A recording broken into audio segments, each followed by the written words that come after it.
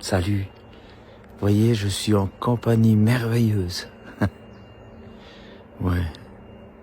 C'est magnifique d'être grand-papa, de pouvoir veiller sur un petit enfant. Ouais. Et je pensais que dans la vie, on a tous des leaders, des gens qu'on prend pour exemple, qu'on se dit, voilà, ça a d'abord été nos parents, pour certains. Ouais. Puis même si c'était pas parfait, tu vois. Mais...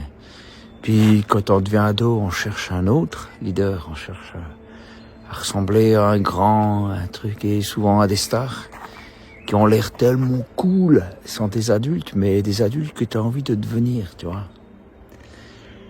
Et puis, mais probable que la plupart de ces stars qui font de la musique, du cinéma ou je ne sais quoi, hein, ou bien du breakdance, ou ce que tu veux, je sais pas, ça existe plus peut-être.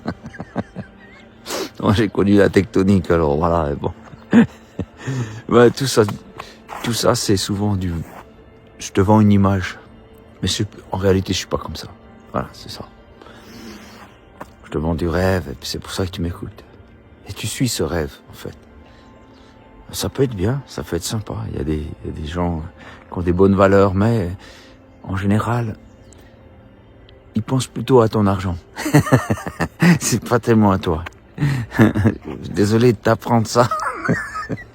Et il existe toutes sortes de leaders. Et on pourrait dire leader, c'est un peu berger. C'est le job. Un berger, c'est quelqu'un qui dirige ses moutons. Voilà.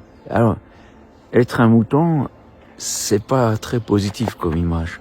Pourtant, Jésus nous a comparés à des moutons.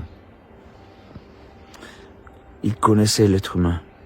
Déjà, il l'a créé, puis aussi, il l'a vu faire son chemin loin de lui. Et là, en Jésus, il marche avec lui, il se rend compte qui il est. Alors, il nous dit qu'on est des moutons. Un mouton, ça n'a aucune défense face à un ennemi.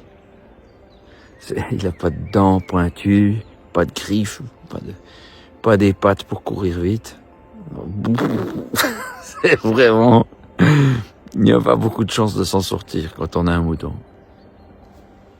À moins d'être proche du bon berger. Parce que le berger veille sur eux. Et là, je veux lui parler du berger suprême. Jésus. Jésus, il a dit un truc de dingue.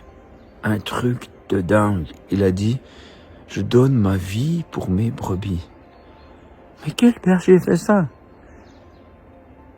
Si tu veux, pour un être humain, une brebis, c'est un sous-être.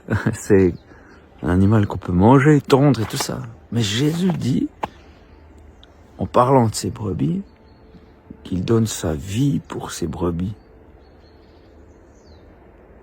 Et c'est impressionnant. Et désolé, mais on n'est pas des dieux, on est des sous-êtres souvent. Ah, franchement, un petit coup de vent, un peu de froid, et puis on a un rhume, on a une petite maladie, et on peut mourir. On n'est vraiment pas grand-chose. Pourtant, Dieu nous aime. Alors, moi, je t'encourage, parmi tous les leaders que tu suis, tu fais pas exprès de les suivre, tu te rends même pas compte que tu les suis. Tu suis des images. Choisis le Christ. Il est vivant, et il t'aime. Et surtout, il n'est pas intéressé. Dans le sens, il te veut pas toi pour essayer de profiter de toi. Il t'aime vraiment. Et ça c'est une belle chose. C'est quelque chose d'extraordinaire.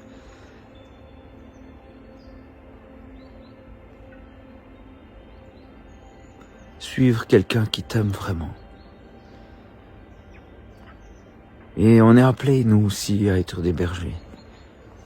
À notre petite mesure, on a tous 2-3 personnes qu'on a très à cœur. Parfois, c'est une petite communauté et c'est parfois une famille. Que vous puissiez être une brebis berger complètement désintéressé, qui aime qui aime vraiment. Quelque part, c'est peut-être un peu exagéré, mais vous êtes aussi un petit peu mes brebis, si vous me suivez. Alors je suis pas comme le grand berger, je vous amène à lui. Mais je vous aime beaucoup.